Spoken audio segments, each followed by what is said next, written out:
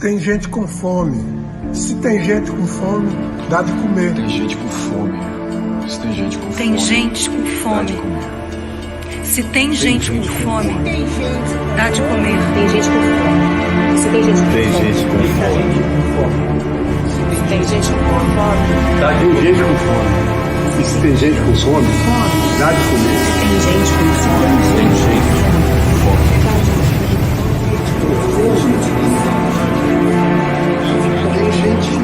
Tem gente com fome. Tem gente com fome. Tem gente com fome. Se tem gente com fome, tem gente com fome. Tem gente com fome. Se tem gente com fome, dá de comer. Tem gente com fome. E se tem gente com fome, dá de comer.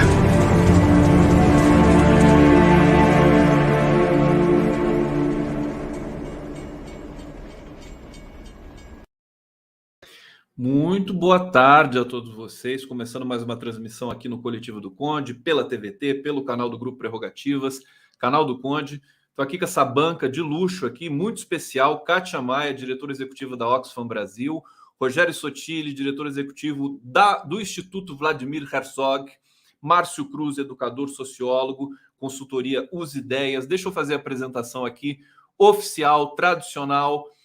Estamos às vésperas do Dia Mundial da Alimentação, 16 de outubro, e a Use Ideias, o Instituto Vladimir Herzog, o Canal do Conde, o Grupo Prerrogativas, o IDHES, a TVT e a Oxfam Brasil promovem esse debate sobre a volta impiedosa da fome no Brasil. Já apresentei aqui os nossos queridos convidados e teremos então, enfim, vamos trazer alguns dados, vamos trazer a discussão, os números que chegam aí sobre a fome no Brasil. Eu vou passar a palavra para a Kátia Maia. Antes, vou aqui trazer uma pequena introdução, né? Quase 20 milhões de brasileiros, Chile, né? A população do Chile declaram passar 24 horas ou mais sem ter o que comer em alguns dias. Mais 24,5 milhões não têm certeza de como se alimentarão no dia a dia e já reduziram quantidade e qualidade do que comem. Outros 74 milhões de brasileiros vivem inseguros sobre se vão acabar passando por isso. No total, mais da metade da população brasileira, 55%, sofre de algum tipo de insegurança alimentar, grave, moderada ou leve. Em dezembro de 2020, hein? Já estamos falando lá com o espelho no retrovisor.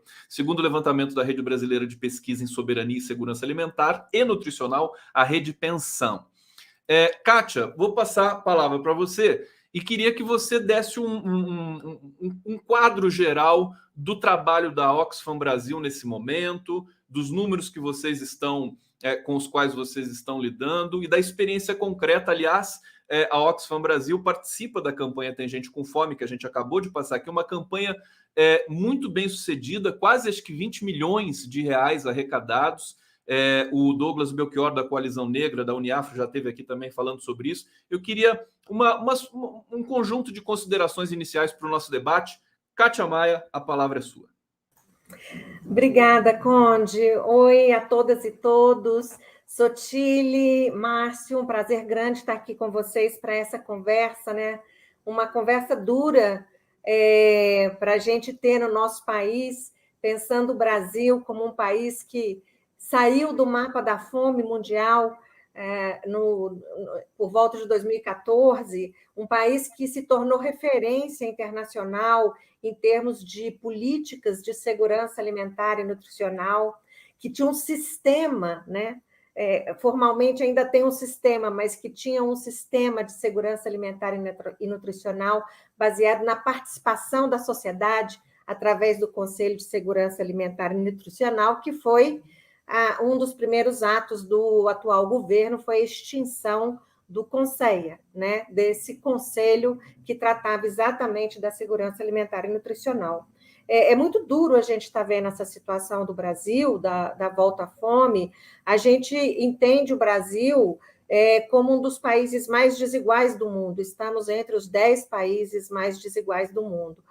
Porém, a fome ela escancara as desigualdades de uma tal forma, ela explicita o fosso que existe num país que produz tanto, num país que tem tanta riqueza, num país que, durante o período da pandemia mais grave, né, que, segundo dados da Forbes, no período de um ano, aí, até por volta do mês de abril de 2021, acrescentou mais, aumentou seu número de bilionários, enquanto o seu número de milhões de pobres e miseráveis, em situação de miséria, né, aumentou também. Ou seja, é um país de muitos contrastes, né? E a fome, ela tem uma questão muito fundamental, porque a fome é o básico da dignidade humana. Se você não tem o que comer, você não existe como ser humano, porque você não tem forças, porque a fome dói, porque a fome te limita, porque a fome te impede de atuar como ser humano. Então, quando a gente tem números como os que são trabalhados pela Rede Pensão, com relação a essa situação de fome e de insegurança alimentar num país como o nosso, é extremamente grave. E é extremamente grave porque a gente não precisava estar nisso. Isso é o que dói mais. A fome, ela é dura em todo o mundo, né? E a gente sabe que a Covid-19, ela aumentou a situação de fome em vários países do mundo, em vários. Mas no nosso país, a gente poderia ter enfrentado isso de outra forma. Então, isso realmente é algo que nos impacta muito, porque não é que caiu e a gente não teve o que fazer. A gente teria e a gente tem o que fazer. E foram escolhas políticas, opções feitas, priorizações feitas, que nos levaram à situação que nós temos hoje, que é uma combinação da tragédia, desse número absurdo de pessoas em situação de fome, experimentando situação de fome no país, com o terrível número de mais de 600 mil mortos pela Covid-19. Então, assim, acho que nós vivemos um momento de muita reflexão no nosso país, e tendo a fome como isso que nos dá um tapa na cara e diz: precisamos fazer alguma coisa. Obrigado, Kátia Maia. Olha, eu quero agradecer. Estamos ao vivo aqui, 17 horas, 7 minutos. Agradecer a todos que estão nos acompanhando aqui no bate-papo. Vocês podem fazer perguntas, colaborar, trazer informações. A gente vai fazer interação aqui na sequência. Vou passar a palavra para o Rogério Sotile, do Instituto Vladimir Herzog. Sotile, com base na fala, na bonita e contundente fala da Kátia Maia, dizer que não é só a Covid-19 que deixou o Brasil nessa situação tão difícil. Quer dizer, nós temos um coquetel aqui de estrutural que levou a gente para um momento muito terrível aqui no que diz respeito à economia, energia elétrica, enfim, o ciclo da água. A gente está enfrentando inflação, né? A volta da inflação. São vários problemas conjugados e que desencadeiam nessa questão mais delicada, que é a questão da dignidade, né, do direito que as pessoas têm de comer. Eu passo para você a palavra para você comentar esse desafio que a gente tem aqui pela frente. Rogério Sotile. Você pode ligar seu microfone, Rogério, por favor. Obrigado, Conde, obrigado, Kátia, Márcio e todos os ouvintes que estão participando desse bate-papo. É uma alegria estar aqui com vocês, é uma alegria ouvir a Kátia, que traz elementos muito importantes de reflexão sobre esse momento tão cruel que o Brasil está passando, que os brasileiros estão vivendo. Eu gosto de fazer uma relação muito forte, Conde, né, da fome com a democracia. Você percebe que, a partir da redemocratização do Brasil, nós conseguimos começar a enfrentar problemas estruturais fundamentais em nosso país. E ao ponto de que, no percurso do presidente, do governo do presidente Lula, um dos seus grandes motes foi a erradicação da fome no Brasil. né, e as suas políticas levaram praticamente, né, a eliminação de mais de 50 milhões, né, de pessoas em situação de fome, né, praticamente erradicando a fome no Brasil ou colocando em patamares, né, aceitáveis dentro de um processo democrático. Quer dizer, a partir do momento em que há um processo de rompimento com a estrutura democrática no Brasil, e isso se dá com o golpe que a presidenta Dilma sofreu em 2016, né, você acaba, né, sinalizando para a sociedade de que a democracia, né, em nosso país ela não estava ainda madura como deveria estar. E isso nós começamos a colher reflexos extremamente importantes, né, do ponto de vista das violências que o povo brasileiro sofre até hoje. E eu gostaria de trazer para uma reflexão aqui que tem uma questão fundamental relacionada a isso, que parece que não tem absolutamente nada a ver, né? Se eu faço uma relação da democracia com a situação de fome que nós estamos vivendo hoje, né, no Brasil, nós precisamos entender por que o Brasil, né, apesar de ter passado por um processo de redemocratização, ele não consegue, né, responder, as suas instituições não conseguem dar uma resposta extremamente à altura dos grandes desafios, né, de um país como o do Brasil, como é a questão da fome, como é a questão, né, das instituições democráticas fortalecidas e assim por diante. Tá? E eu quero trazer para vocês uma questão chamada justiça de transição.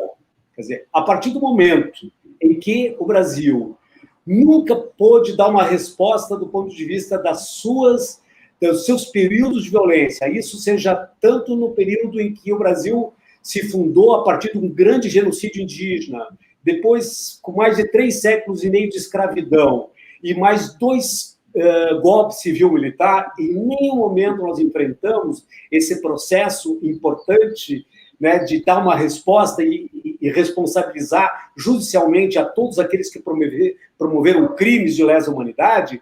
Nós sinalizamos de que as instituições não têm o menor valor no nosso país. Isso produz golpe como foi produzido, né, que tirou uma presidenta, independente se você gostasse dela ou não, mas era uma presidenta eleita democraticamente e que não havia cometido nenhum crime de lesa humanidade, né, e você retira ela porque a parcela da sociedade muito ela sustentada pelo Congresso naquele momento, né, e pela justiça também, pelo sistema de justiça, você desestrutura toda a questão democrática no Brasil, todas as instituições, e dá e põe uma interrogação no Estado democrático de direito. Portanto, eu quero fazer essa relação porque a consequência disso é o que nós estamos vivendo hoje. Nós estamos vivendo um país completamente desestruturado, um país em que o presidente da República é o personagem que mais desqualifica as instituições e ameaça as instituições, ameaça a democracia, e o resultado disso é a fome que nós estamos vivendo no Brasil. O resultado disso é o entreguismo total das grandes riquezas do país, que poderiam dar uma sustentabilidade, né, para a gente enfrentar esses grandes desafios que nós temos pela frente. Então, eu gostaria de deixar aqui uma reflexão sobre a relação da democracia com o problema da fome que nós vivemos no nosso país. Acho que a gente pode pegar a partir daí, já passando a palavra para o Márcio Cruz, e antes trazer o comentário aqui do Mauri Cruz, que está nos assistindo. Está dizendo o seguinte: comida é um direito humano vital. No capitalismo, a fome é meio de controle e poder. Combater a insegurança alimentar numa conjuntura onde há um governo genocida. Esse nosso enorme desafio. Tem muitas coisas. Mauri Cruz, essa questão... desculpa, Márcio Cruz. Mauri é o seu irmão que acabou de trazer nossa mensagem. Um abraço para o Mauri aqui. Essa reflexão que o Rogério propõe aqui, democracia e a fome. Passo para você fazer suas considerações aí. Claro, obrigado, Conde, um abraço ao Sotile, que há muito tempo não vejo, mas se conhece há muito tempo, Sotile, a Kátia, que eu conheço recentemente, aí, através da pesquisa da Oxfam e da Rede Pensan, que eu tive a oportunidade de acessar ao convidar ela para fazer parte aqui. E ao Conde, por aceitar esse desafio da gente fazer esses encontros do pensamento estratégico aqui, né, junto com as outras organizações. Eu queria pegar o gancho do Sotilha, eu acho que pela ideia de que ficou evidente de 2002 para cá que a fome é um projeto político, né? É um projeto de poder. O Mauri traduz isso muito bem, né, na maneira como ele apresentou aqui nos comentários, né? A fome é um instrumento de dominação e de poder. E a gente sabe disso, talvez desde antes, mas quem melhor sistematizou isso foi o Josué de Castro, em 1946, com o livro A Geografia da Fome. Então, é da metade do século passado, né, esta definição de que a fome ela compõe um projeto de poder, é um projeto de dominação, e, portanto, uma ação política revolucionária, vamos por assim dizer, de enfrentamento, é uma ação que acabe com a fome, que busque acabar com a fome como seu principal instrumento de construção social, de construção de uma sociedade com maior equidade, né, com maior oportunidade de direitos, com democracia, tal como o Rogério apresentou aqui, né? Então, a fome ela não é um acaso, né? E o que evidencia que a fome não é um acaso e que este governo tem a fome como um projeto de dominação e de poder é a ação do presidente da República, Jair Bolsonaro, dia 1º de janeiro, Cátia. Foi a medida provisória 870 que acabou com o CER. Então, foi o primeiro ato dele como governo, né? Foi acabar o Conselho Nacional de Segurança Alimentar. Veja só, né? 2 anos e meio passados depois, nós já estamos em uma situação famélica, né, da sociedade brasileira vivendo, experimentando a fome, próxima a 2002, quando o presidente Lula assumiu, que eram 50 milhões de brasileiros naquele momento, com os indicadores de 2018 e 2019. Né? Portanto, 2002 já tinha provavelmente uma quantidade maior de pessoas vivendo nessa situação. E é evidente que a situação da fome no Brasil ela não tem a ver com produção de alimento. O Brasil é um dos maiores produtores do mundo de alimentos, tanto de commodities, mas não só de commodities, como também, né, produção de alimentos de agricultura familiar. O problema é o acesso aos alimentos. O problema é fazer com que este alimento da agricultura familiar chegue na mesa do trabalhador, chegue na escola. Hoje as escolas estão os governos estaduais e municipais estão cancelando os programas de compra direta para as escolas. Né? O agricultor tem os seus produtos e está se cancelando na ponta a compra. Então, tem um conjunto de fatores, né, Conde, que a gente pode trazer aqui, por mais que a gente traga números, né, Cátia, que a gente possa trazer aqui os números da quantidade, mas são aquilo, como diria o Braulio Bessa, das vítimas da Covid. A fome também são os inumeráveis. A gente não pode quantificar a fome em números, né? A gente tem que lidar com a fome como um fenômeno político e de dominação das elites deste país, tal como o Gessé nos apresentou a elite do atraso, né? A forma como ele se relaciona com o estabelecimento de um método de poder e de tortura também, né, Rogério? Né? Porque a fome, como política, como uma ausência, uma falência ética da política, ela é um elemento de tortura, né? Porque ela coloca o sujeito em uma situação de degradação perante a sociedade. E é neste cenário que o Brasil nós estamos experimentando hoje. Agora, obrigado, Márcio Cruz. Eu vou trazer as falas de vocês já são desafios aqui para a Kátia comentar na sequência, mas eu vou acrescentar só uma outra questão. A gente já começa a ver matérias de pessoas, né, em estado de extrema pobreza, um homem tomando água com sal para enganar o estômago. Quer dizer, a gente começa a ver essa replicação dessas cenas, as cenas da fila do osso. Enfim, e aqui tem um dado, né, que eu vou trazer para a sequência do nosso debate. Dados do IBGE mostram que a insegurança alimentar caía no Brasil desde 2004, mas voltou a subir em todas suas formas a partir de 2014. A matéria destaca que foi na esteira da forte recessão de 2015 e 2016, que encolheu o PIB em 7%. Mas eles não dizem o que causou essa recessão desse período seguinte. A minha pergunta é o seguinte, a minha questão é a seguinte para todos vocês, né? O tema da fome ele está ideologizado, está politizado. Nós tivemos governos que combateram, que tiveram esse elemento central, né, norteando as políticas públicas, e agora a gente tem o exato contrário, quer dizer, é muita descontinuidade na nossa democracia tão fragilizada nesse momento. Kátia Maia, passo para você, então, fazer aí uma análise dessa questão e das outras que foram levantadas. Tá, vou fazer aqui alguns comentários.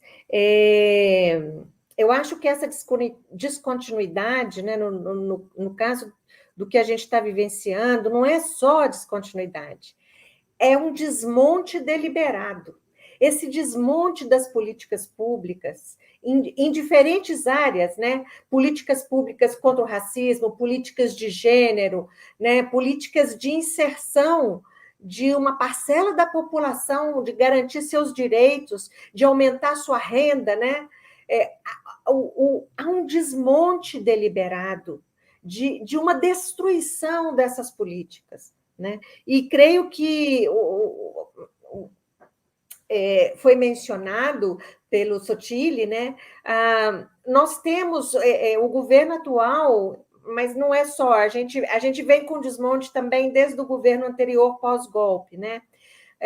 Mas o governo atual, ele vem com essa ideia de um liberalismo, né? De que o mercado, essa importância do mercado, e onde tudo está em função do mercado, tudo que tem que ser menos Estado. Ora, como a gente tem menos Estado num país com tanta desigualdade? E que menos Estado é esse quando a gente sabe que existem setores econômicos do país que sim têm muitas benesses do Estado? Então, o menos Estado, ele é para a maioria da população. Porque para os privilegiados, o Estado está lá firme e forte, protegendo seus benefícios fiscais. Não é um absurdo que nós temos no Brasil em termos do sistema tributário nosso. É um país onde quem tem menos paga muito mais. Gente, é simples a conta. O Brasil é um país de um sistema regressivo, onde você paga mais imposto naquilo que você consome. Então, a conta é simples. Você vai comprar um litro de leite, esse litro de leite tem um imposto embutido nele. Esse imposto embutido, para quem ganha R$200 por mês, no litro de leite, ele tem um impacto, porque é significativo. Agora, para quem ganha 2 milhões por mês, é irrisório, não existe impacto, né? Então, nós temos um sistema totalmente distorcido que faz com que essas injustiças elas sigam ocorrendo, mas elas não ocorrem só por ser injustiça, porque queremos... Ocorrem para privilegiar outros. Então, eu acho que nós temos esse enfrentamento. Eu também queria trazer, como foi comentado, essa questão de você ter tantas pessoas passando fome quando a gente produz muitos alimentos, né? Cerca de 70% dos alimentos que vão para as mesas das brasileiras e brasileiros vêm da agricultura familiar. A gente produz muito para exportação, o grande agronegócio, mas a agricultura familiar ela é chave, ela é muito importante, é dela que vem nossa comida. Qual é o incentivo desse governo para a agricultura familiar? De novo, nenhum, né? E isso são escolhas políticas. Eu acho que o fato de que o que nós estamos vivendo vem de escolhas, de opções políticas, e não é uma coisa que caiu do céu na nossa cabeça. As desigualdades extremas que nós vivemos, elas não caíram. O mundo é assim. Não, o mundo não é assim. O mundo não é assim quando 1% da população mundial tem a riqueza que 99% da população. Isso não é assim, isso foi feito assim, foi produzido assim. E é muito importante a gente ter isso bem preciso na nossa mente, porque isso significa que nós temos o poder de mudar. E isso é fundamental quando a gente vive um projeto de destruição como nós estamos vivendo agora. A mudança, é claro que você não muda da noite para o dia, mas as ações podem ocorrer, porque foram ações que levaram à situação que nós temos hoje. Olha só, obrigado, Kátia. Eu tenho uma questão aqui do Mauri Cruz, vou trazer aqui para a sequência para o Rogério Sottile comentar, e também essa fala importante da Kátia. Agora, nós temos o know-how, né? Quando a gente fala da questão partidarizada, né, que eu mencionei aqui, ideologizada, a fome ideologizada, quer dizer, projeto de um grupo político e não de outro, o combate à fome e a produção de fome, evidentemente, mas a sociedade inteira brasileira conquistou o período em que nós combatemos a fome com muita qualidade, né, sendo mencionados no mundo todo, o programa do brasileiro aclamado no mundo todo. Quer dizer, e aí a pergunta do Mauri é justamente essa. O Programa de Aquisição de Alimentos, PAA, o Bolsa Família, o Apoio à Agricultura Familiar e a Agroecologia são medidas suficientes para o enfrentamento da fome num futuro governo? Sotile, a palavra é sua. Lembrando mais uma vez para acionar o microfone. Isso. Bom, eu acho que primeiro assim, o Márcio falou muito bem, né, de que a fome é um projeto político, né? E eu acredito nisso. E eu gostaria também de dialogar com a sua provocação, Conde, quando você fala de, quer dizer, a fome foi ideologizada, né? Eu acho que é isso mesmo, né? Porque como se a fome é um projeto político, né, a desconstrução da fome, as políticas que possam, né, enfrentar a questão da segurança alimentar, né, o problema da fome no Brasil e no mundo, ela é uma questão ideológica mesmo, ela é uma questão de um projeto político mesmo. Tá? Eu não acredito, sinceramente, que apenas pequenas políticas do ponto de vista de reparação, ou do ponto de vista emergencial, possa efetivamente enfrentar os problemas estruturais do nosso país, como é o problema da fome também, né? Eu acho que o problema é muito mais importante, ele é muito mais sério, ele é muito mais profundo, né? Nós precisamos enfrentar o problema da desigualdade social, né? Nós não vamos com o Bolsa Família, ou com o PPA, ou quem quer que seja, né, a imaginar que nós poderemos resolver os grandes problemas da fome no nosso país. Se nós não enfrentarmos um problema gravíssimo, o problema da desigualdade social. Essa pesquisa que a Kátia, pela Oxfam, coordenou, né, que praticamente trata sobre a desigualdade social no Brasil, ela traz para a gente elementos extremamente importantes e curiosos também, né? Porque, por algum lado, você percebe que a percepção da sociedade brasileira pesquisada em todos os estados da federação, ela é uma percepção extremamente correta, né? Ela entende aí de que, né, pergunta o que é desigualdade, ele vai apontar que desigualdade é injustiça, desigualdade é não acesso, desigualdade é desamor, desigualdade é pisar nos outros, é menosprezo, é racismo. Ela relaciona a desigualdade com todas as consequências da desigualdade, né?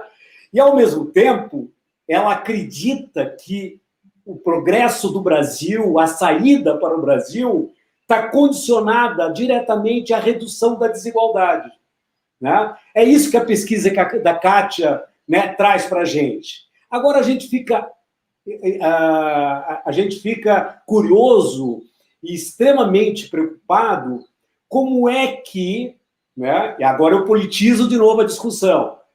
A minha área, né, eu não sou um expert na questão da segurança alimentar, da fome, né? Então, assim, eu trago para o meu campo, né, da política. Como é que uma pesquisa dessa, que revela um entendimento extremamente, do meu ponto de vista, correto, sensível e adequado, ela se expressa nas urnas numa pessoa que é extremamente a negação de tudo isso. E não que isso foi uma fraude, porque o próprio presidente da República, né, ele expressava em toda essa campanha eleitoral exatamente a desconstrução de todas as políticas de afirmação de direitos, de construção de direitos e de conquista de direitos, né? Portanto, ele também representava um projeto político que é o projeto da fome, né? E ele tem, né? Então, eu trago essa reflexão porque tem uma conjunção de dados que nós precisamos trazer à tona para um debate sobre essa situação que nós estamos vivendo hoje, né, que tem responsabilidade de tudo que é lado, né? Você percebe bem, né, que essa construção que levou o projeto político da fome à vitória teve participação de muitos atores no Brasil, né?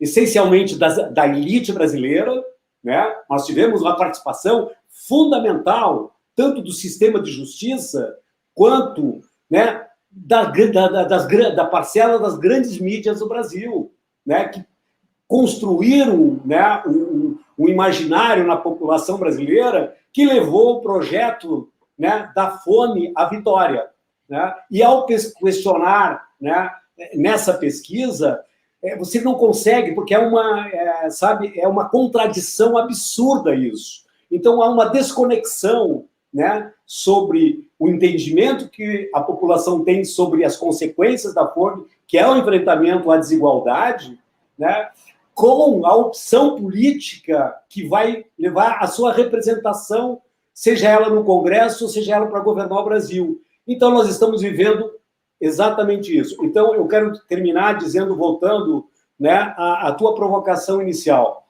né? Não acredito que políticas pontuais, que eu considero extremamente importantes, né, mas que elas têm que fazer parte, né, de um projeto político maior que enfrente, né, a estrutura da desigualdade no Brasil, né? Se a gente não tiver isso em mente, elas terão vida curta, né? E nós teremos a questão da fome, né, de volta como estamos vivendo hoje. Então, concluindo, a democracia ela é fundamental. O respeito ao Estado de Direito é fundamental, mas, sobretudo, como um projeto político para enfrentar o problema da fome no Brasil, significa, para mim, quebrar o poder político, enfrentar o problema da desigualdade social, fazer a reforma agrária. Assim, parece que a reforma agrária é coisa do início do século passado, é coisa para o México, para Zapata, sabe? Não, se nós não enfrentarmos os grandes problemas, que é enfrentar a desigualdade e dividir poder, distribuição de renda, né, fundamentalmente, nós, de fato, não vamos enfrentar o problema da fome no Brasil, né? E isso é um projeto político, e nós temos que colocar isso em debate. Que fala contundente, importante. Deixa eu só explicar por que eu deixei o Sotile, ficamos nós quatro aqui no mosaico da live, porque por alguma razão, quando eu coloco o Sotile no destaque, a gente tem uma oscilação no teu vídeo, viu? Algum bug, alguma coisa aqui. Então eu vou deixar mais os quatro aqui o tempo todo, e na medida do possível eu vou destacando e minimizando aqui. Márcio Cruz, como é importante saber, eu acho que o Sotile coloca muitas questões para a gente aqui, esquentou agora esse debate, porque me parece que tem uma questão da política sobre o combate à fome, quer dizer, dessa estrutura, desse emaranhado de questões que devem ser tratadas, e até na comunicação, e também da omissão da nossa imprensa com relação a tudo isso, né? Também é um ingrediente que eu acho que prejudica demais. Eles fetichizam a fome, né? Tem matérias no Jornal Nacional, tem matérias na Folha e tudo mais, mas depois recolhe-se isso e sai da linha editorial, sai de um processo de dicção do nosso jornalismo. Enfim, são vários desafios. Eu vou passar a palavra para o Márcio. Márcio, querido. Te agradeço, Conde. Eu queria também agradecer a oportunidade da gente trazer esse tema, né? Porque eu fui reler o Josué, né? Fui lá buscar as referências nele. E ele é um dos principais autores que fundamenta o livro do Suplicy sobre renda básica, né? Então, e é um livro que é uma obra de 46, e eu digo, gente, como é que nós estamos? Nós estamos em 46 de novo, né? Nós estamos no Dom Helder, que dizia que uma frase que a gente costuma muito dizer ali no Comitê Popular Solidário em Joinville, né? Quando a gente dá comida aos pobres, chamam de santo. Depois, quando pergunta a origem da pobreza, chamam de comunista. Mas é isso mesmo. Nós temos que nos indagar sobre a origem da pobreza, né? E pegando o caminho do Sotile, não existe democracia sem segurança alimentar. As coisas são intrínsecas, né? Porque a insegurança alimentar gera relação de poder sobre quem está na situação de insegurança alimentar, que está em condição de vulnerabilidade, né? Então, as coisas elas estão juntas, elas andam. É por isso que a gente não consegue olhar para a fome pelo menos a gente não defende, a gente não postula que se olhe para a fome como um fenômeno social do acaso. Né? Ele não é, ele compõe um conjunto de escolhas. E a prova de que ele compõe um conjunto de escolhas é que um governo, né, assumiu a presidência da República e criou um conjunto de políticas e em menos de 10 anos tirou o país da fome, do mapa da fome. Né? Em 10 anos. Entendeu? Então, isso é uma prova de que se fizer as escolhas adequadas, né, tomar as posições adequadas, ter isso como meta, como um padrão ético. A palavra ética está aqui no nosso tempo, como um padrão ético humano. Né? Então, esse conceito tem que voltar para a gente, voltar para a sociedade civil organizada das quais nós estamos dentro. Aqui nós não somos governo, né? Nós não somos aqui órgãos de controle, nós somos sociedade civil. Mas nós temos que, como sociedade civil, estabelecer relações com o governo, com governos, né? E dizer o seguinte: as políticas elas estão aí, elas foram construídas. Né? Nós precisamos garantir que este direito seja exercido, porque o direito à alimentação é um direito básico, humano, como a Kátia mencionou ali. Ele é tão elementar que é desumano não garantir esse direito. Né? Ele é tão elementar que gera um padrão de empatia e solidariedade por muitas pessoas que em outras circunstâncias não fariam e que agora estão fazendo. Eu componho ali em Joinville, o Comitê Popular Solidário Joinville contra o coronavírus. A gente tem uma ação de solidariedade em Joinville e região, inclusive nós vamos estar com a Kátia amanhã numa audiência pública popular sobre o tema da fome no estado de Santa Catarina. E o que a gente presencia no comitê são pessoas vindo nos procurar querendo ajudar, pessoas que diziam: olha, eu não aguento mais ver as coisas que eu estou vendo. Né? As pessoas estão se oferecendo para ajudar. E quando você vê, as pessoas perguntam assim: mas o que você está organizado aonde? Você faz parte de que? Não, eu estava em casa vendo uma matéria de jornal e me desesperei. Eu quero ajudar, vim procurar vocês. Então, está gerando, mas ela ainda está num padrão de percepção de solidariedade, de caridade. Né? Ela não está no padrão do direito. E nós temos o absurdo, Conde, e o Sotilho e a Kátia que vai descobrir logo mais amanhã. Nós temos a maior cidade do estado de Santa Catarina, o prefeito articula ações de solidariedade em vez de comprar cesta básica. Ele articulou uma campanha de a dose de solidariedade, faça vacina e leve 1 quilo de alimento. Como política pública. Olha que doideira. Desculpa te interromper, Márcio, mas você faz parecer até meio simples, assim, quer dizer, poderia aproveitar a campanha da vacinação para combater também o problema da fome. Mas veja bem, nós estamos no estado que o Brasil inteiro conhece como um dos estados mais ricos. Inclusive, teve superávit primário em 2020. O governador está recapeando estradas, inclusive do governo federal, porque sobrou dinheiro em 2020 no orçamento. Né? O Joinville não é diferente, também sobrou dinheiro no orçamento, mas o prefeito prefere fazer campanha de arrecadação como se ele fosse uma ONG e não o responsável pela segurança alimentar da população de Joinville. Estou dando só um exemplo, outros podem ter outros exemplos que estão nos assistindo aqui, porque esse eu sou testemunha, estou lá dentro acompanhando o processo. Mas o Brasil está dentro deste universo. Né? Nós temos que considerar a segurança alimentar, sim, como um elemento importante da política. E por que temos que considerar como um elemento importante da política? Porque as elites deste país usam a fome como um elemento de dominação e de poder. Nós temos que inverter, então, nós temos que usar a necessidade da segurança alimentar como um contraponto de poder e dizer: nós queremos incluir os ricos, como já disse o pré-candidato presidente, os ricos, melhor dizer, devem colocar a pobreza no orçamento e os ricos, né, na taxação de fortunas, porque não é um absurdo, né, Kátia? A gente dá R$1 para uma pessoa que vive em segurança alimentar, ela vai na cantina, compra 1 litro d'água e está pagando imposto. Está pagando imposto sobre aquela garrafinha de água que ela está comprando. Né? Então, e aí eu queria também agradecer a Oxfam pelo belo trabalho que fez junto com a FENAFISCO naquele projeto, né, com a FENAFISCO, a Federação dos Auditores Fiscais dos Estados, com aquele projeto de reforma tributária solidária que eu tive acesso, que o Charles me deu para ler.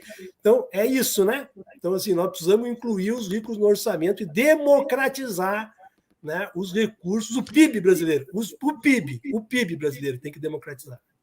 Todo mundo, os pré-candidatos fogem desse assunto quando a gente já está num período eleitoral que foi antecipado, né? Hoje o Bolsonaro falou que quer privatizar a Petrobras, né? E a Gleisi Hoffmann já respondeu também, dizendo assim: puxa, não é mais fácil taxar os mais ricos, né? Para tirar o dinheiro, para tentar atender algumas questões sociais do país. Bom, eu não vou nem falar nada, vou passar direto para a Kátia, porque ela deve estar com muita. Ela anotou, ela foi anotando ali enquanto vocês iam falando. Então, agora, só uma coisinha, Kátia, quer dizer, a gente. O que está segurando hoje a bronca no Brasil são os movimentos sociais, essa solidariedade, o MST, a Coalizão Negra, essa campanha que nós mostramos aqui, tem gente com fome, e a palavra fome não aparece no discurso do governo e de outros setores também neoliberais aí que estão aí na disputa por espaço político no Brasil. Kátia Maia, por favor. Ai, gente, tá muito boa essa conversa. Eu fiquei aqui cheia de coisas que eu queria parar tudo e queria comentar, né? Mas eu vou fazer alguns comentários. O primeiro, eu entendo muito o que Sotilli falou, e Márcio também, e Sotilli.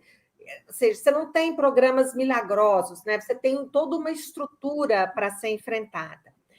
E Sotilli falou da importância dos programas, mas eu quero reafirmar a importância.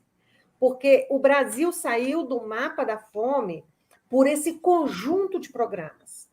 Bolsa Família, PA, de aquisição de alimentos, o programa de merenda, né? E vários, o incentivo à agricultura familiar. Então, é um conjunto de programas que realmente fez a diferença, combinado com aumento real do salário mínimo, porque quando a gente aumenta o salário mínimo, aumento real, a gente está mexendo na renda, né? E a gente parou de ter aumento real do salário mínimo nos últimos anos. Então, eu queria reforçar a importância desse arcabouço de políticas públicas para que a gente tivesse resultados concretos, mesmo que não tudo tenha sido solucionado.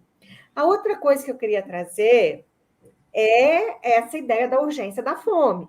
Então, nesse momento, nós temos uma urgência, gente. Eu acho que a campanha Tem Gente com Fome e várias outras iniciativas, elas trazem para nós essa urgência.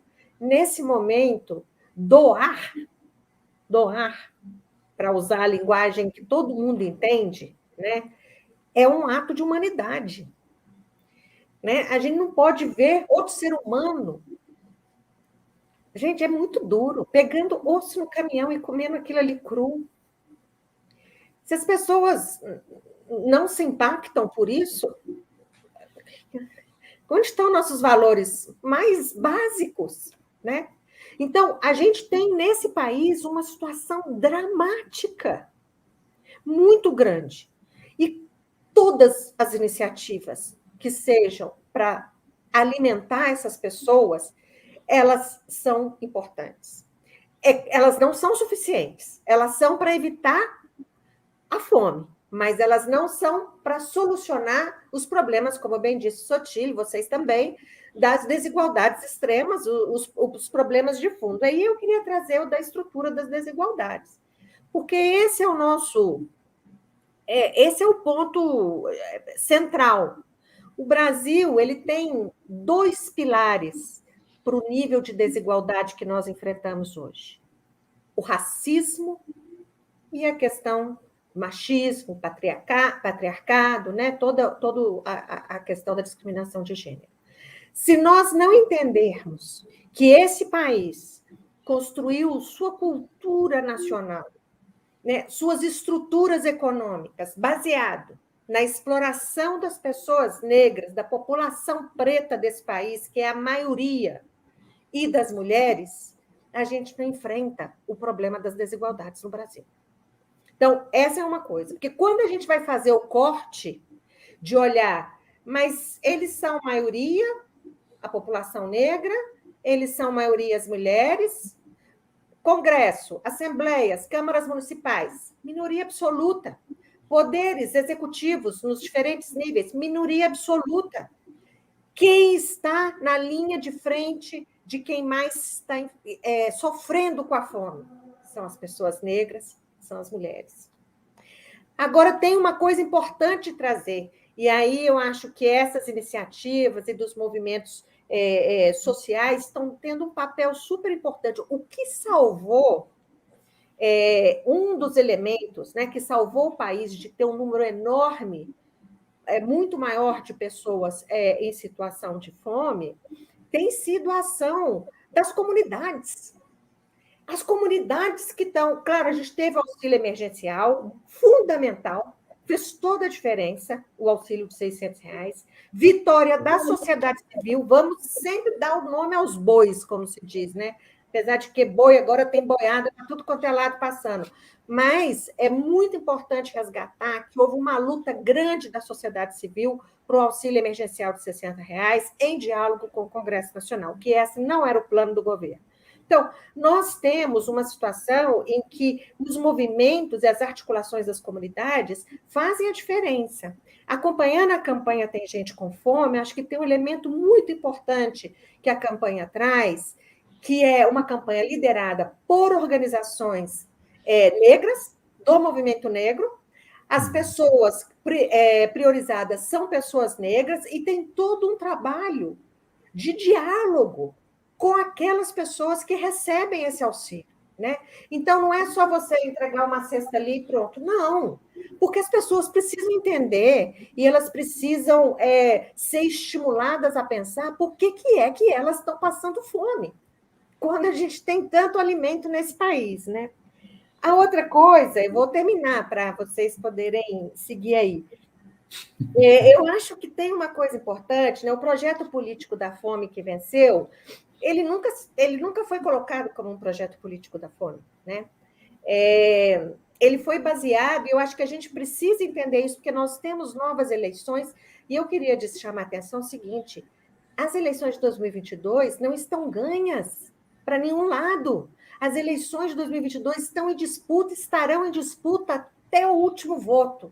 Então, é muito importante isso, porque nós podemos enfrentar aí uma situação mais dramática do que a que a gente viveu. Ninguém acreditava que a gente teria, ninguém que eu digo das pessoas mais progressistas, né, as pessoas com esse compromisso popular, social, democrático, que a gente ia ter o governo que tem, no momento que essa pessoa seria eleita, e foi eleita. Então, é muito importante entender como é que se dá o diálogo, porque muitos dos que votaram são aquelas mesmas pessoas impactadas por essa destruição de políticas. Mas tem outros elementos. Aí eu vou fazer o último resgate aqui, que tem a ver com a questão dos valores, gente. Do que as pessoas acreditam, do que as pessoas estão precisando. Eu acho que os valores são, nesse momento, um desafio-chave para todas e todos nós que queremos ter uma sociedade mais justa, mais igualitária, sustentável, que respeite os direitos humanos, né? A gente precisa mostrar que matar jovem negro não é o que Deus quer. Matar jovem negro como valor está errado. Dizer que a pessoa está passando fome porque ela não quer trabalhar está errado. Isso não é divino, né? A gente tem uma questão com a religião no Brasil que a gente precisa conversar com as religiões do Brasil para a gente poder enfrentar, porque as religiões, em princípio, elas têm valores como a solidariedade, né? Como a humanidade, como ajudar o outro, o próximo. E nós estamos vivendo um momento de ódio e de destruição do outro e do próximo. Então, acho que tem aí desafios importantes para nós, para pensar o futuro, para a gente sair dessa situação. Aí falei muito, desculpa, não me contive. Eu estou apaixonado pela Kátia aqui, eu estou impressionado. Aliás, estou apaixonado por vocês três, porque assim, debate bom, a gente se apaixona, né? Acho que esse que é o que a gente está precisando também.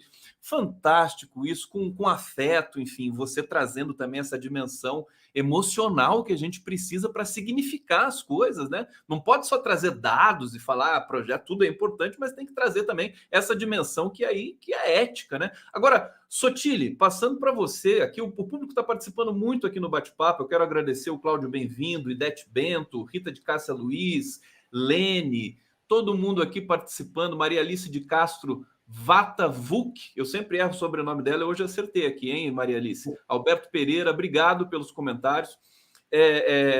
Eu ia trazer uma questão na esteira aí do que está dizendo a Kátia Maia, justamente dessa questão da ética e da linguagem, né? Porque um cidadão com fome, ele pode ter discernimento tranquilo com relação às escolhas políticas?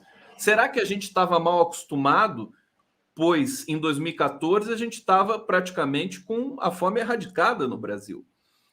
O que aconteceu, Sotile? A soberania alimentar do Brasil ofendeu as nossas elites? Eu acho que, de certa forma, sim. Né? A cidadania, ela é insuportável para as nossas elites. Né? A soberania alimentar é insuportável para as nossas elites.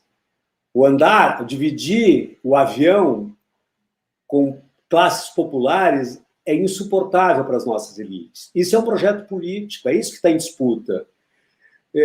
Eu te confesso, né, que, embora eu tenha uma larga estrada na luta política, no movimento popular, social, né, de muito e muito tempo, eu confesso a minha santa ingenuidade, né, de que eu acreditava, né, de que os setores ricos, desde que não percam, né, eles não se importam, né, pelas melhorias. Então, eu até acreditei que um governo como o do presidente Lula, né, que nunca se ganhar, a elite nunca ganhou tanto quanto ganhou durante o governo do presidente Lula, né,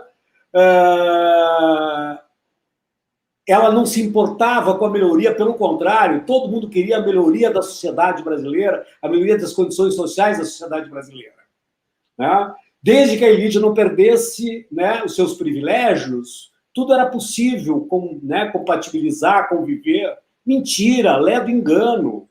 São dois projetos. Primeiro que eles não conseguem coexistir, né, porque o projeto político da elite ele é de exclusão.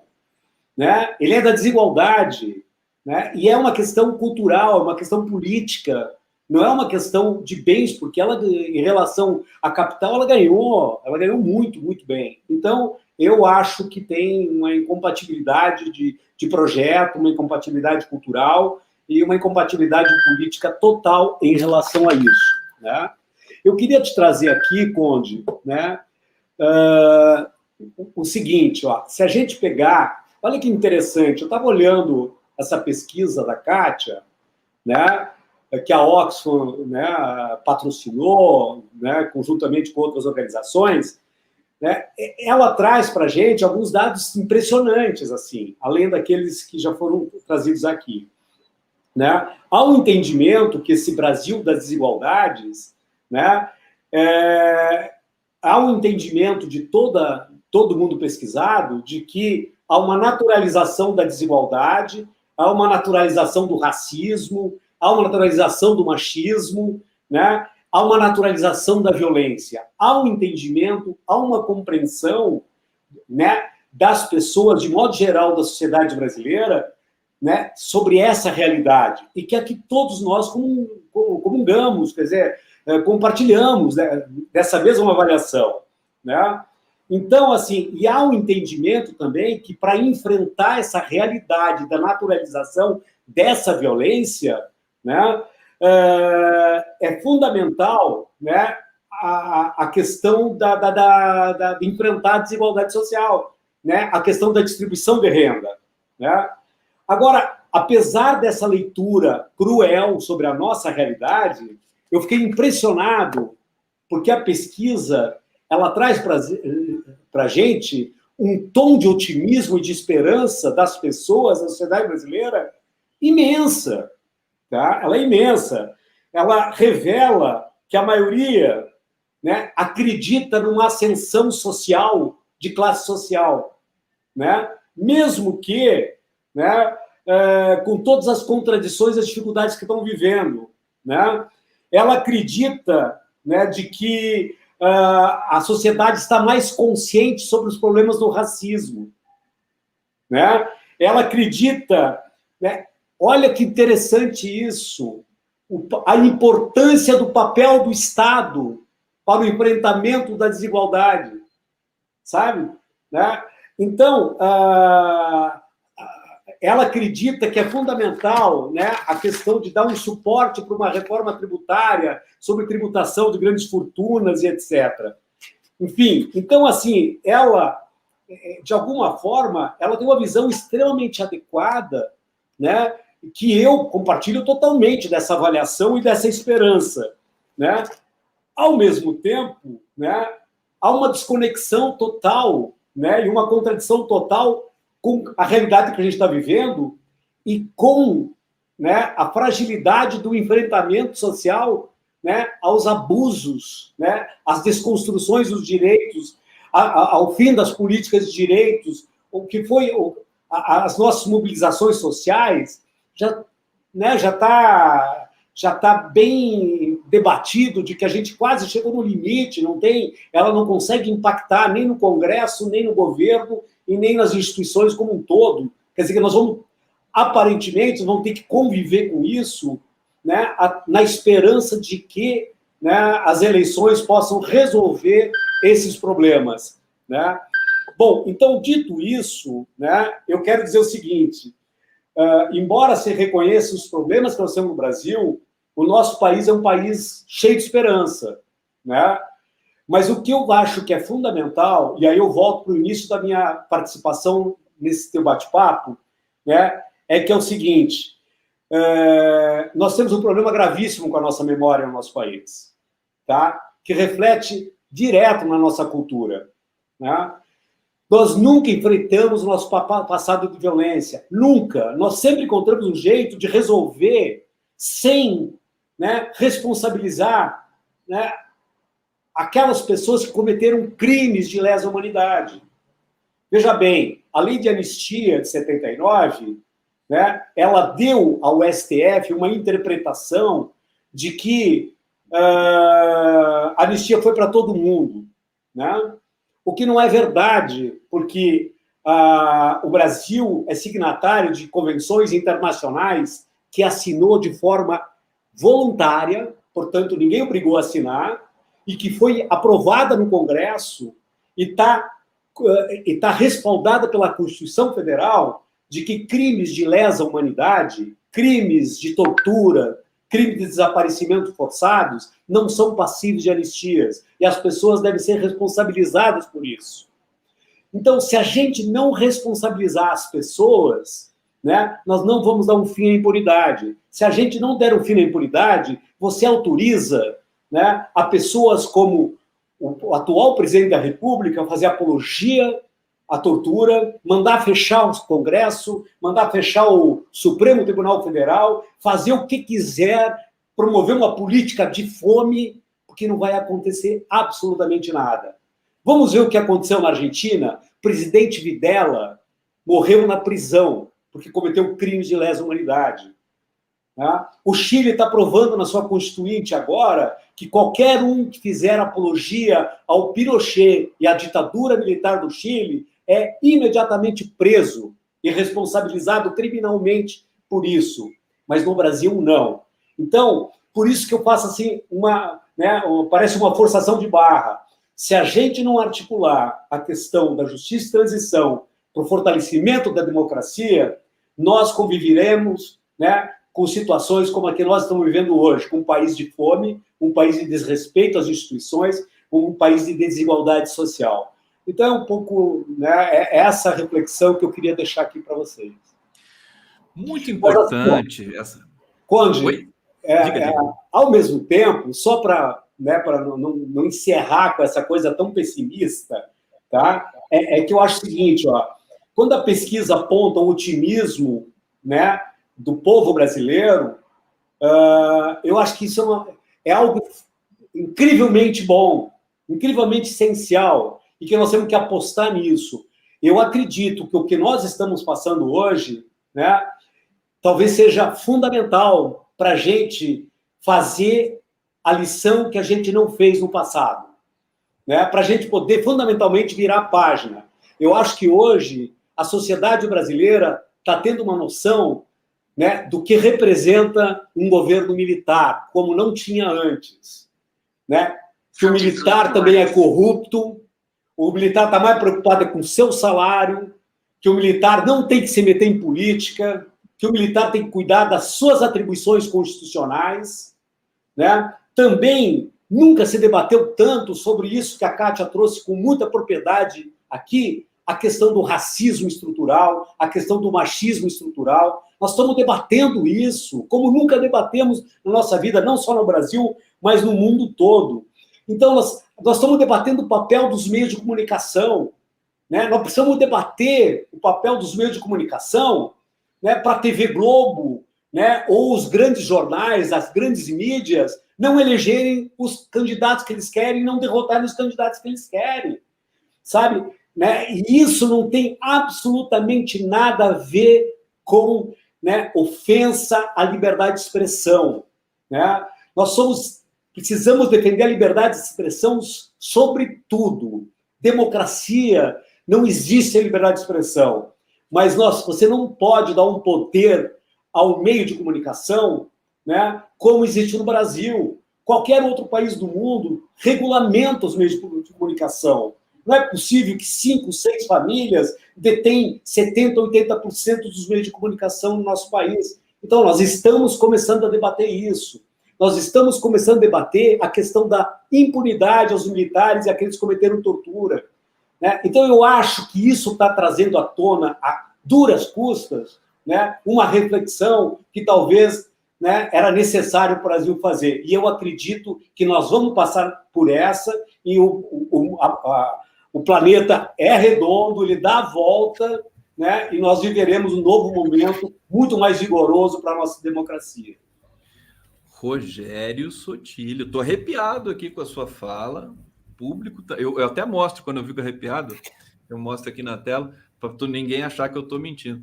E porque eu acho que a questão, né, está sendo pedagógico que a gente está vivendo, a despeito do trágico, que é tudo isso que nós estamos vivendo. Mas, de alguma maneira, eu também sinto que nós estamos aprendendo muita coisa no sentido, né, da questão da política, da construção da identidade nacional. Márcio Cruz, sua vez agora, meu querido. Ó, deixa eu falar.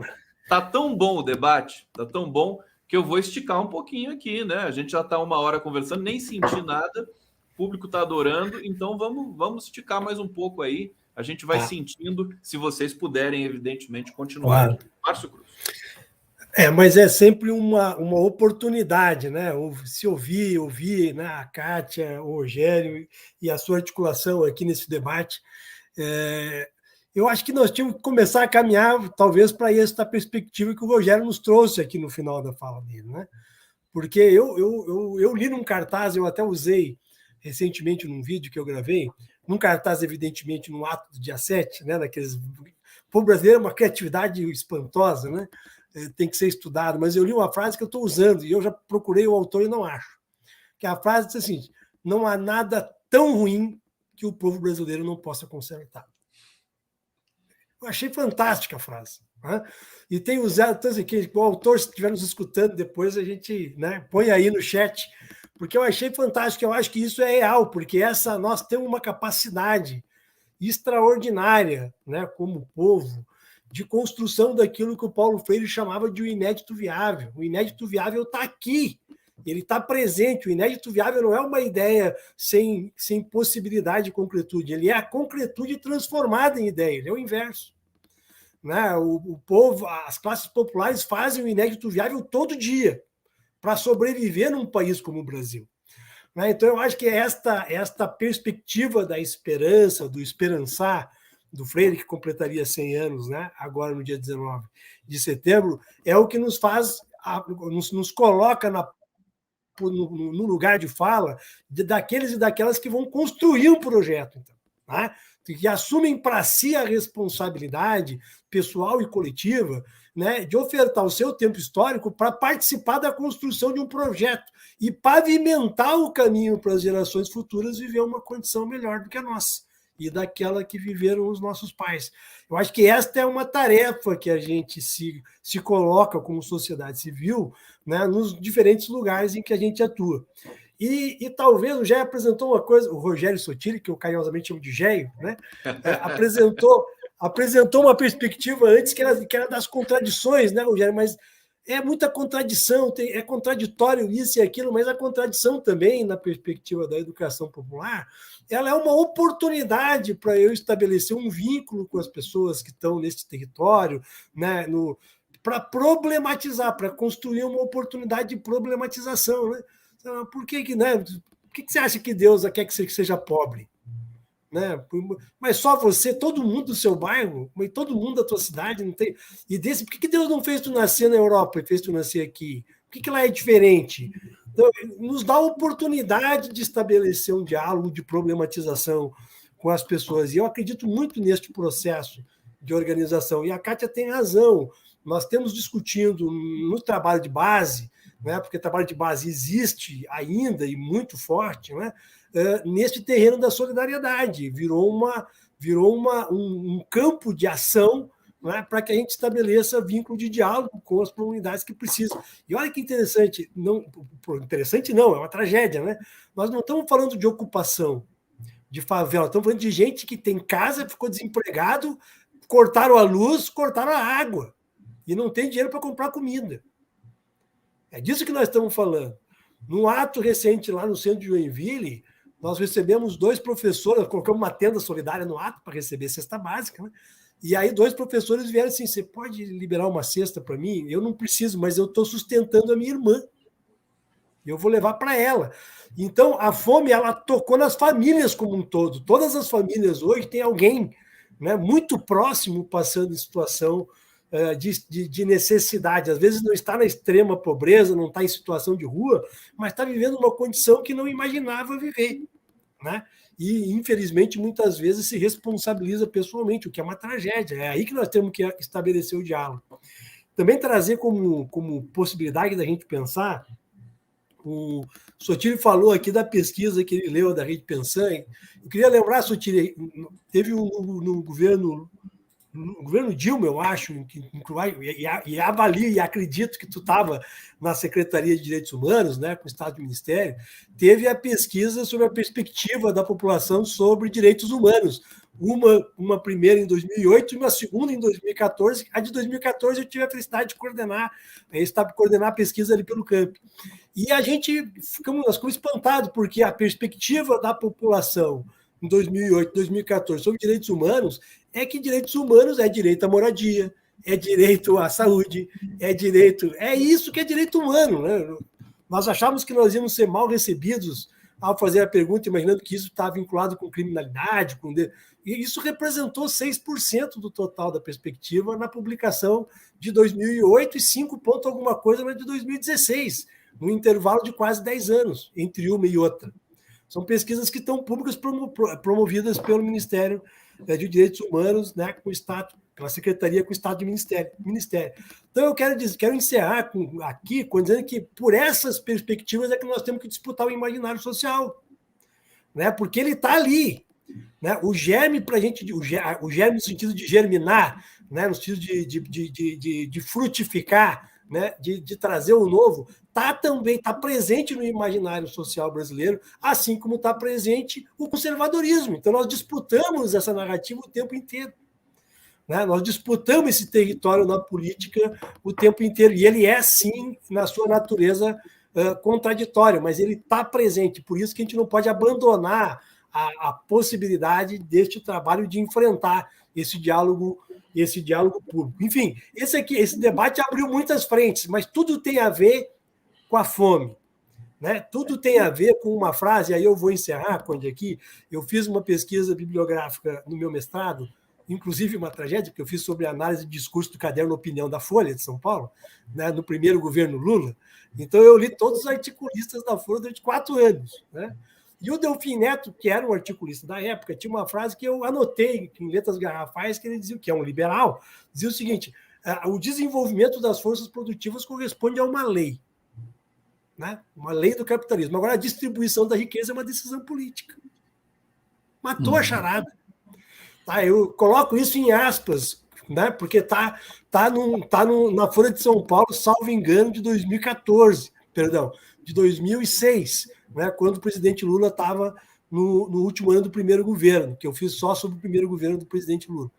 Então, é isso. Né? O desenvolvimento das forças produtivas corresponde a uma lei. Agora, a distribuição da riqueza é uma decisão política. Então, cabe a nós disputar essa decisão política, né, e as relações de poder na sociedade. Márcio Cruz, aqui deixando o seu recado. Tem comentários, eu vou ler uns comentários aqui e passar para a Kátia na sequência. Aliás, eu não posso esquecer, se um de vocês puder me mandar o link para a pesquisa da Oxfam Brasil, que o pessoal está pedindo aqui. Aí eu vou colocar na tela, vou colocar no bate-papo e tal, para todo mundo poder ter acesso a esse trabalho importante. O Cláudio Bem-vindo está dizendo aqui: Conde, apesar de tudo, ouvindo essa bancada de hoje, romanticamente, sinto muito bom sabor em ser brasileiro. Se essa rua fosse minha, eu mandava ladrilhar com vocês. Tá aqui, obrigado, Cláudio Bem-vindo. Seja bem-vindo, Cláudio Bem-vindo. Porque eu acho que eu também estou com essa sensação. E acho que a palavra nem é otimismo, quer dizer, é uma vocação que nós, enquanto povo, nós temos isso, né? Com todo o sofrimento. Agora, vou passar para a Kátia, só colocar 2 ingredientes aqui. A gente viveu um processo absolutamente sui generis, né? Quer dizer, o discurso de ódio, né? O que destruiu todo esse processo de evolução educacional da segurança alimentar, dos próprios princípios da democratização brasileira, desde o fim da ditadura. Quer dizer, a gente foi interrompido por um processo de ódio assim, absolutamente extravagante. Opa, a Cláudia até caiu aqui. Acho que ela já vai voltar. Mas eu vou concluir aqui esperando ela voltar. Extravagante, né, gente? Foi uma coisa assim, derrubar, um governo foi derrubado, né? A gente às vezes esquece isso, né? Um ex-presidente, o mais popular da história, foi preso. Hoje ele recebeu direitos políticos de volta, está aqui já a Kátia Maia, enfim, a versão verdadeira da história vai sendo imposta pela própria história. É isso que eu queria acrescentar a toda essa reflexão. Quer dizer, foi um processo muito violento. E resta para a gente agora tentar descobrir como fazer desse processo violento um aprendizado e como sair dele efetivamente. Kátia Maia. Ai, gente, desculpa, eu caí aqui 1 minuto, mas eu acho que eu consegui ficar conectada com o que você estava falando, Conde, porque eu acho que é uma chamada importante. Eu coloquei aqui para você no chat privado o link do estudo, é uma pesquisa, um relatório que chama Nós e as Desigualdades, o que o brasileiro e a brasileira pensam das desigualdades, uma pesquisa que a gente fez com Datafolha. É o 3º ano que a gente faz, então a gente vem vendo a tendência da percepção do brasileiro e da brasileira sobre vários temas de desigualdades. É bem interessante, realmente. Então, quem quiser dar uma olhada lá no nosso site, tem várias outras coisas. Eu queria pegar uma coisa que o Márcio falou, que é essa capacidade de construção do povo, né? E eu acho que isso é muito importante, e a gente tem muito que aprender, e aí eu vou trazer de novo o povo preto do nosso país, e os povos indígenas do nosso país, que são povos com uma resistência e uma capacidade de luta que é referência para nós. Aqui eu estou falando como uma pessoa branca, né? Mas para o conjunto da sociedade. Então, nós temos uma história de povos, de populações que tem a luta no sangue mesmo, é ali no dia a dia, porque cada dia é uma batalha, né? Então, eu acredito muito nessa capacidade de construção, porque o fato desses povos estarem aí mostra para a gente possibilidade. E eu queria dizer o seguinte,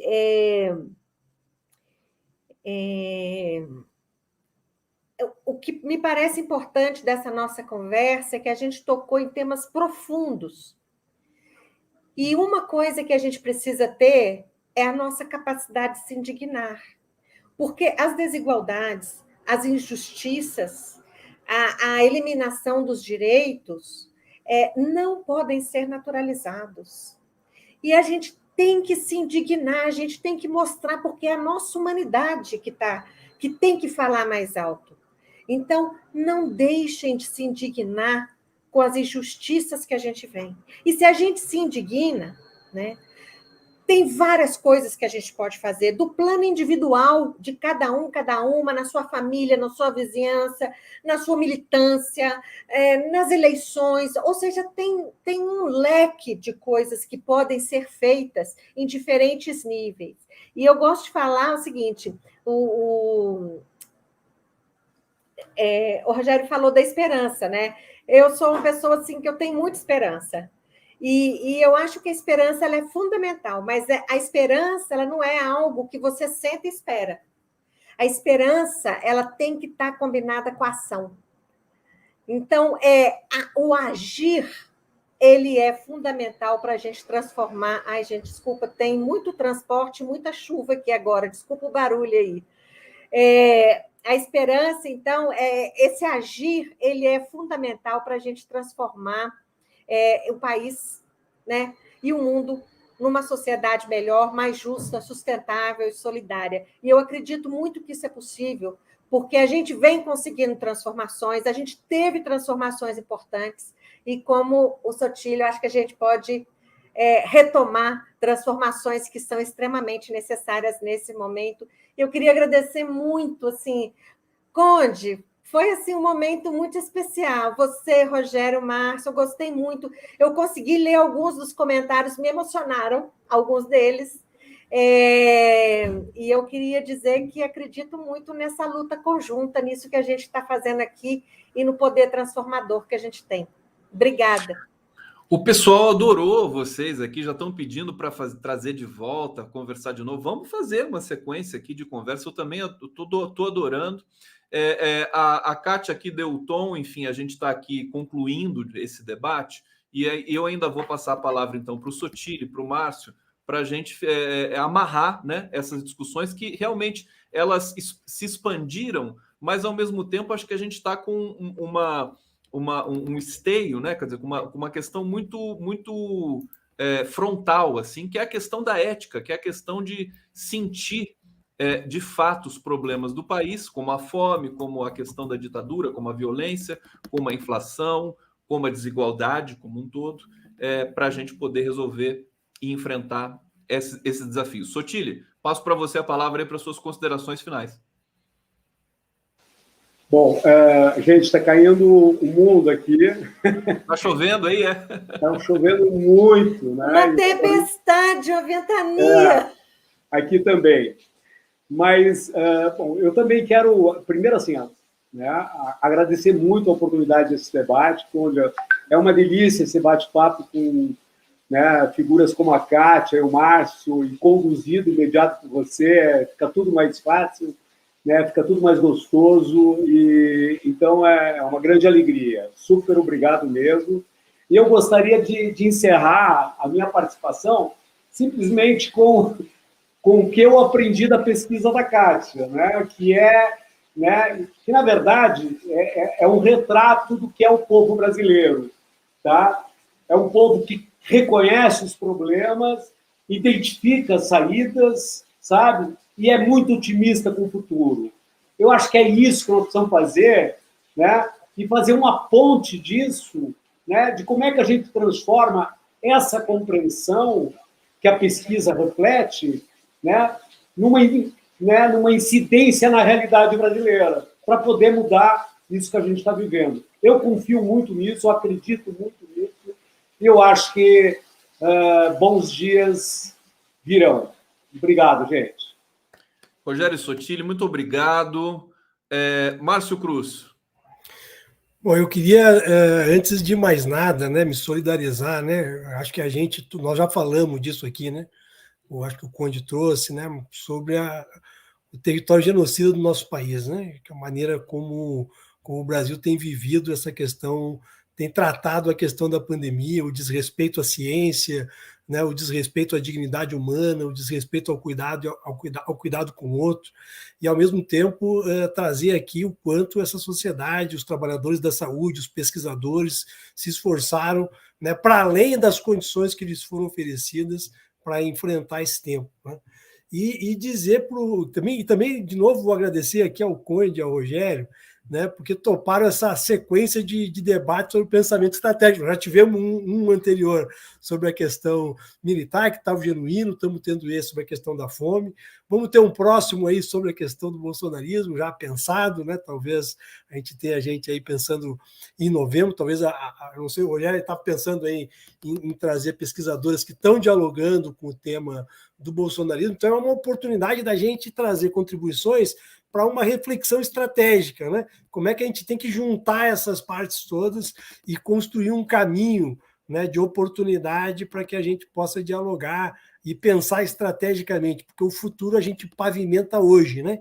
A gente olha lá na frente para onde a gente quer chegar, mas a gente tem que pavimentar o caminho desde agora. Então, agradecer essa oportunidade. E aqui, nesse território de debate sobre a fome, é trazer esse esperançar que a Kátia mencionou do Freire, né? O Freire traz essa expressão, Paulo Freire, sobre o esperançar, né? O esperançar é o território, é o território da ação com fé, né? Da ação com uma crença neste inevitável novo que está sempre prenhe para acontecer, né? Esse inevitável novo que está ali, né, como possibilidade.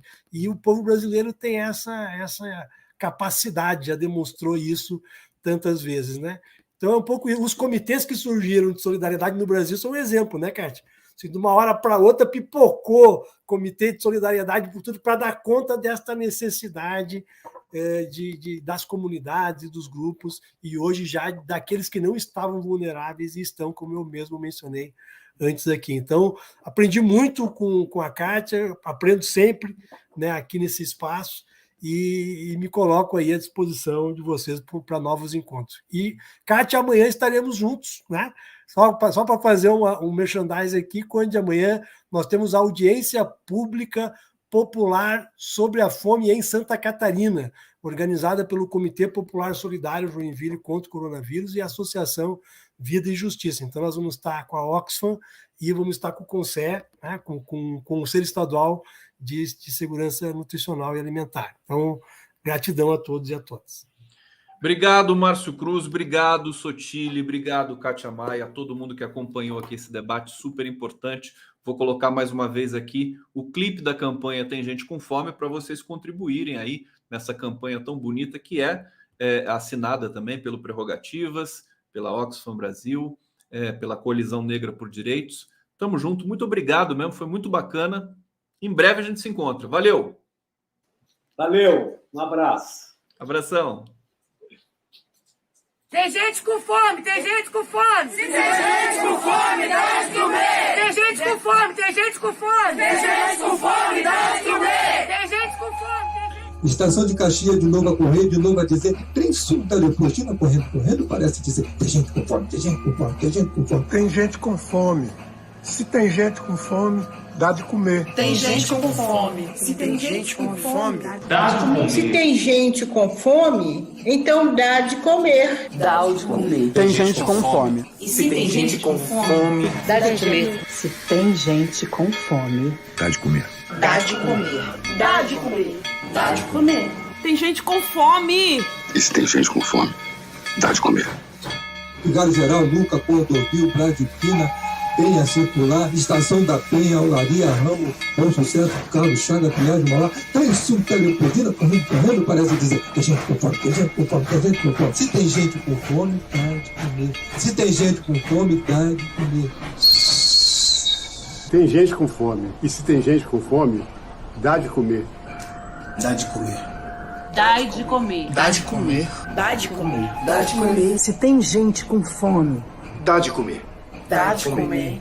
tem gente com fome. Tem gente com fome. Tem gente com fome. Dá de comer. Dá de comer. Dá de comer. Dá de comer. Dá de comer. Dá de comer. Tem gente com fome. Tem gente com fome. Dá de comer. Dá de comer. Se tem gente com fome, Dá de comer. Dá de comer. dá de comer. Dá de comer. Dá de comer. Dá de comer. Dá de comer. Dá de comer. Dá de comer. Dá de comer. Tem gente com fome. Se tem gente com fome, dá de comer. Não podemos mais esperar. Precisamos de você. Acesse a página temgentecomfome.com.br e doe quanto puder.